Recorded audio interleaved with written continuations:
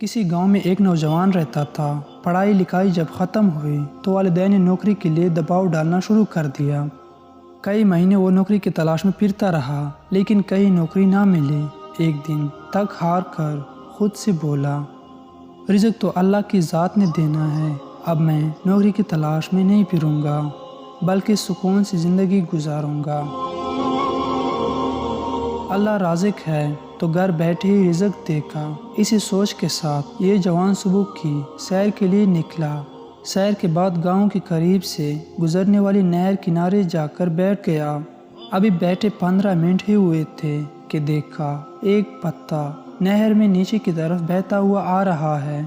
چھلانگ لگا کر پتا پکڑا تو یہ کیا دیکھتا ہے کہ پتے پر 2 نان اور ان پر حلوہ پڑا تھا۔ واہ خدایا، واقعی رزق تو کھانے والے تک خود پہنچتا ہے۔ حلوہ کھایا، بہت لذیذ تھا، پیٹ بھر کر واپس گھر آ گیا۔ ظہر کے بعد پھر نہر کنارے چلا گیا۔ ایک بار پھر حلوہ اور نان پتے پہ آتے نظر آئے، اٹھائے اور کھا لیے۔ مغرب کی نماز کے بعد پھر نہر کنارے چلا گیا۔ اس بار بھی وہی ہوا۔ رات کے کھانے کا انتظام بھی ہو گیا۔ اب روزانہ فجر، ظہر اور مغرب کی نماز کے بعد نہر کنارے جا کر بیٹھ جاتا اور بلا نغہ نان اور حلوہ مل جاتے۔ یہ سلسلہ کئی دنوں تک چلتا رہا۔ ایک دن خیال آیا کہ دیکھوں کیا اللہ تعالیٰ کس طرح یہ نان اور حلوہ بیچتا ہے۔ اسی سوچ میں صبح کی نماز کے بعد نہر کی اوپری طرف چل پڑا۔ کچھ کلومیٹر گیا ہوگا کہ دیکھا ایک بابا جی ہے جو نان اور حلوہ لیے نہر کنارے بیٹھے ہیں۔ قریب جا کر دیکھا تو بابا جی نان کے اندر حلوہ رکھتے اور پھر اس گرم گرم حلوے سے اپنی ٹانگ پر نکلے ایک پوڑے کو ٹکور کرتے اور ایک پتے پہ نان اور حلوہ رکھ کر نہر میں بہا دیتے۔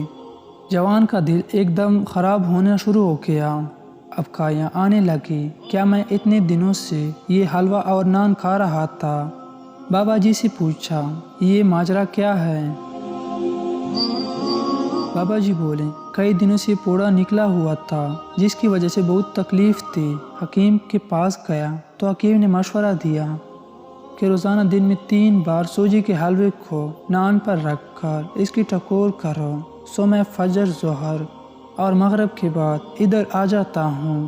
نان اور حلوے کی ٹکور کے بعد نان اور حلوے کو پتے پہ رکھ کر نہر میں بہا دیتا ہوں تاکہ خراب ہونے کے بجائے چرند پرند اور مچھلیاں ہی کھا لیں۔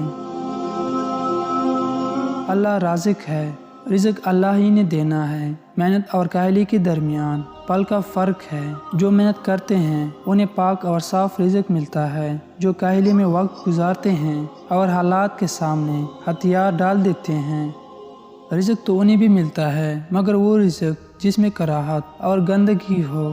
دنیا امتحان گاہ ہے جہاں رحمت اور محنت سے سفر ہوتا ہے۔